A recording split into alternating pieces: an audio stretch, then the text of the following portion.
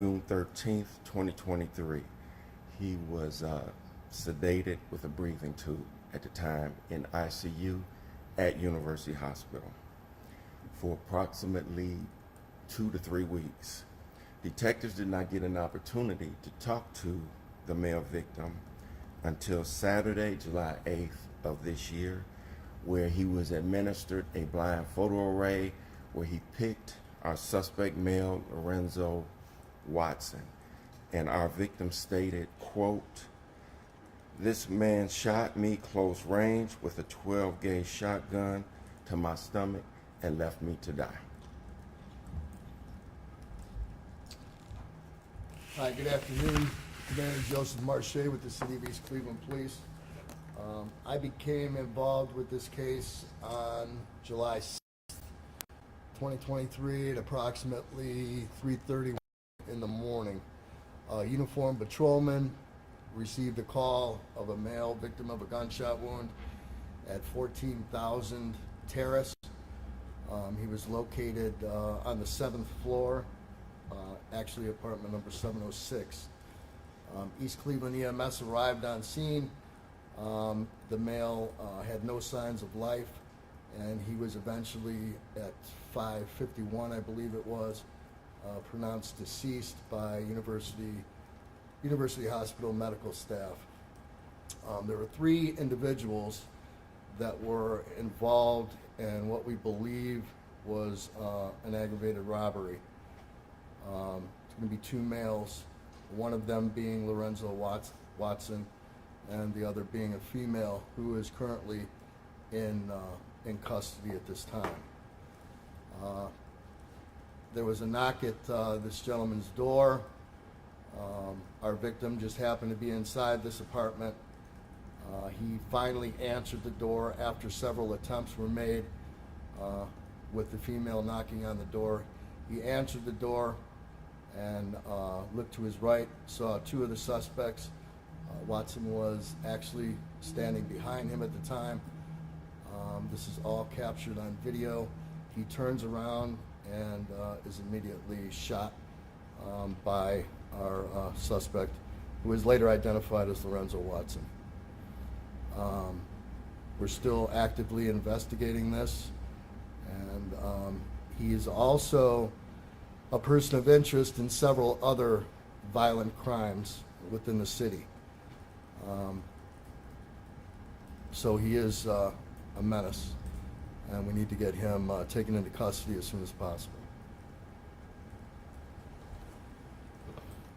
Please move the mics.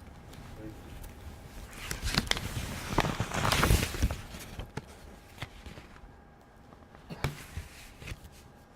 you. Good afternoon. Chris Snack with the Northern Ohio Violent Fugitive Task Force.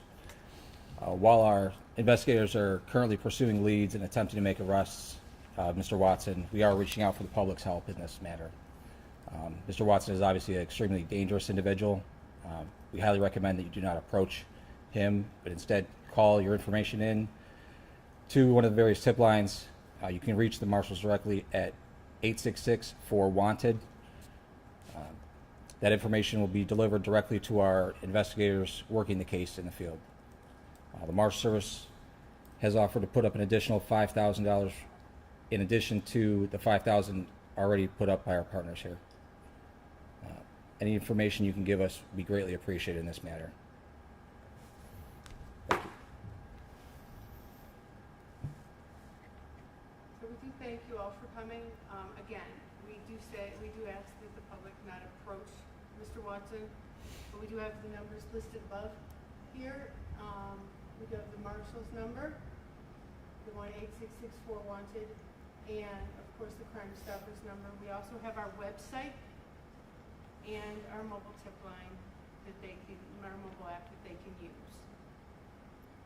But again, do not approach Mr. Watson, and we do want to get him off the streets as soon as possible. Can we ask questions? Can? So what is it? It's 3 attempted murders and 1 murder. 1 aggravated murder with us. Okay. We have an active warrant issued right now for aggravated murder, as well as aggravated robbery. We as well have a attempted murder warrant out after we indicted him.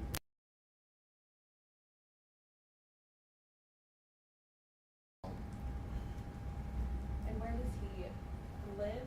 I mean, is there a specific city that he lives in? That people should be, sounds like he's kind of all over. Yes, he is mobile. He's not staying in one specific place. Because he has to know that law enforcement is looking for him. Does he have a lengthy criminal past?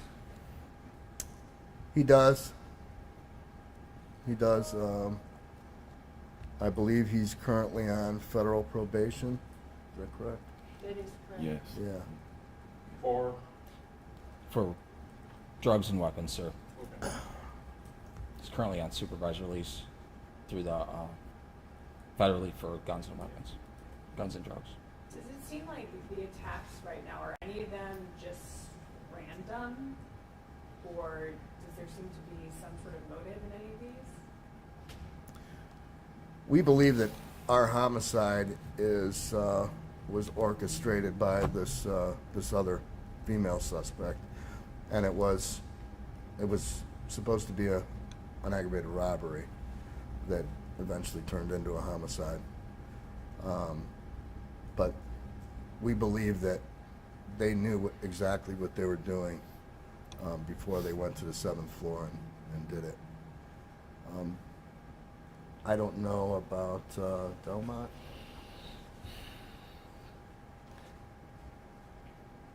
The residence in question is not abandoned because it's owned, but from what we've learned through investigation, the victim in this incident walked up to the door and simply knocked or was going to enter. He may have been a squatter, and he was just hit at point blank range with the shotgun. It's just thankful that he's still alive. So in his past, did he exhibit this kind of behavior? He's got an extensive criminal history, violent criminal history, yes. Do people in these areas so far, I mean, you guys said that he's moving around, but, you know, should people be concerned right now, or do you have any kind of message to people living in these areas that he's attacked people on, like, should they be concerned? Well, ma'am, that's why we're here. We want people to contact the police when they see him. Don't confront him. Call the police. You see something, say something. Can you guys just talk to, I mean, that is a short period of time and a very violent crime spree. Can you talk to how important it is to get him off the streets? Because, I mean, based on what the timeline you just told us, it seems like this will happen again. It's a pattern. Yeah, it does seem like his spree is escalating. We started with some felonious assaults, and now we have a murder on that on East Cleveland. So it is important we try to stop this before the next one occurs.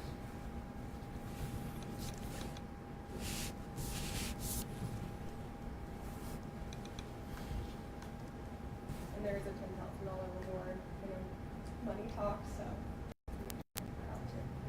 Is there anything else you guys want to get out here? Pat, I believe that they can remain anonymous, correct? That is correct. That is correct.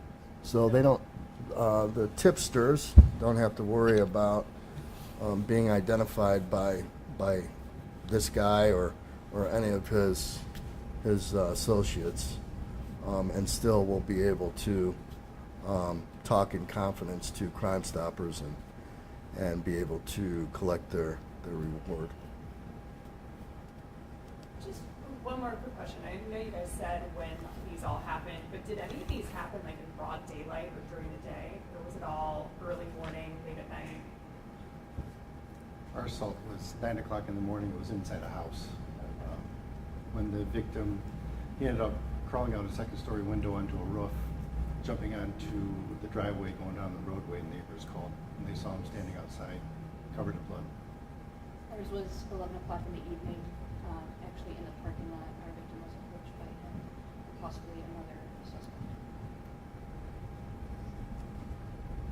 And both of our crimes occurred late night hours.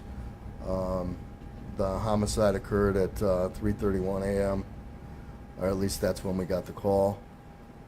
And Delmont, I believe, was It was 0450 hours, yeah.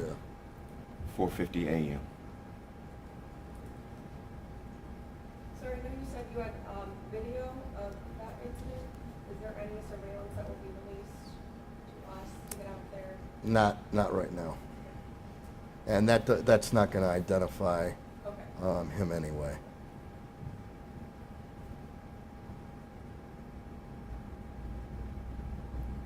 Thank you. Thank you all for coming. Thank you. so Thank you much. very much.